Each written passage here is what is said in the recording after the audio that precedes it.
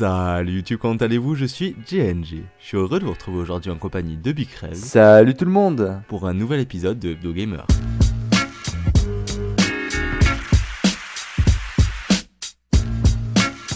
On entame cet épisode avec une bande-annonce. C'est la bande-annonce du film qui s'appelle Pandemic. Pour vous résumer assez rapidement l'histoire, c'est l'histoire de scientifiques qui débarquent à Los Angeles durant une invasion de zombies dans le but de sauver des survivants. Bon, c'est un scénario assez classique, mais il n'est pas dans Hebdo Gamer pour rien ce film, car il n'est pas si classique que ça.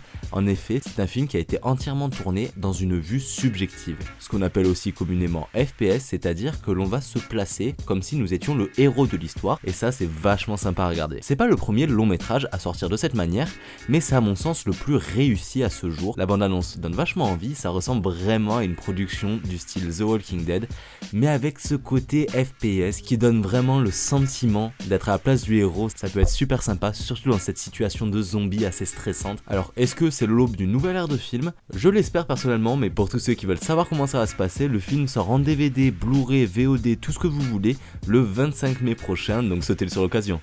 Google et Apple sont officiellement les sociétés les plus valorisées. Mais avant tout, qu'est-ce qu'une société valorisée? Dans son sens technique utilisé par les analystes financiers, la valeur d'une entreprise désigne la valeur de marché des capitaux investis dans l'entreprise. Elle donne une indication des performances opérationnelles que les investisseurs attendent de l'entreprise pour l'ensemble des années à venir. Car Google se divise dans de très nombreux domaines comme la médecine, la robotique, les voitures automatiques et j'en passe. Mais elle reste tout de même au coude à coude avec son grand concurrent Apple. Pour ce qui est en France, Orange est la marque la plus valorisée. On a parlé assez rapidement de Apple, et bien les fans de cette firme vont être assez contents, je l'espère. Pour ceux qui ne le savent pas, la particularité des iPhones, c'est qu'ils ne possèdent pas de port micro SD, ce qui fait que leurs prix vont augmenter en fonction de la capacité de stockage du téléphone. Par exemple, un iPhone 6S de 16Go vaut 749€ et un iPhone 6S de 128Go va être facturé 969€. Ça fait quand même un petit écart. Et bien en Chine, ils ont trouvé un moyen de contrer cela, car à Shenzhen, ils peuvent modifier votre appareil pour augmenter la mémoire. C'est-à-dire que pour 60$, vous allez passer d'un iPhone de 16Go à 128Go. Ça fait une sacrée réduction quand même. Bon, bien évidemment, c'est pas tout blanc, ça fait sauter la garantie et je ne pense pas que Apple va cautionner ça. Mais bon, on espère que ça arrivera en France assez vite. Nous allons ensuite vous parler d'échecs. Non, pas les échecs scolaires. Est-ce que vous saviez qu'il était possible de jouer aux échecs sur Facebook? Pour cela, c'est très simple. Vous devez commencer une nouvelle conversation et envoyer @fb pour Facebook, chess pour échec, espace play à votre interlocuteur. Et là, magie, vous verrez apparaître un échiquier avec les pions blancs et noirs.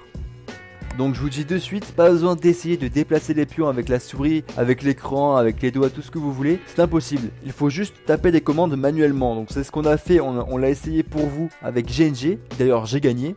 Je sais pas si GNG le laissera au montage. Donc les commandes s'affichent actuellement à l'écran. Faites une capture d'écran si vous le souhaitez ou notez-les, ça pourra être fortement utile. Et autant vous dire qu'il va vous falloir du temps avant de maîtriser parfaitement les commandes.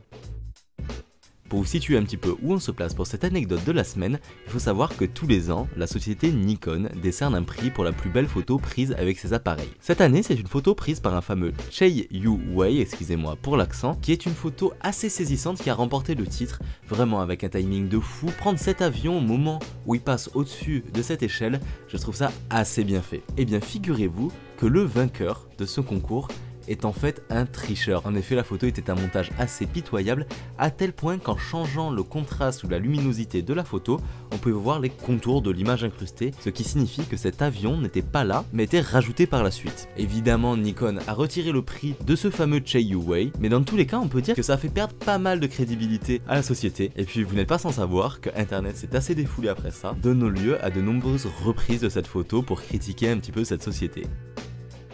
Merci à tous d'avoir regardé la vidéo. Nous espérons que les sujets ont été assez pertinents, qu'ils vous ont plu, et nous attendons avec impatience vos retours et vos critiques pour les prochains Hebdo Gamers. Sur ce, je vous dis ciao tout le monde et à la prochaine sur BumProd FR.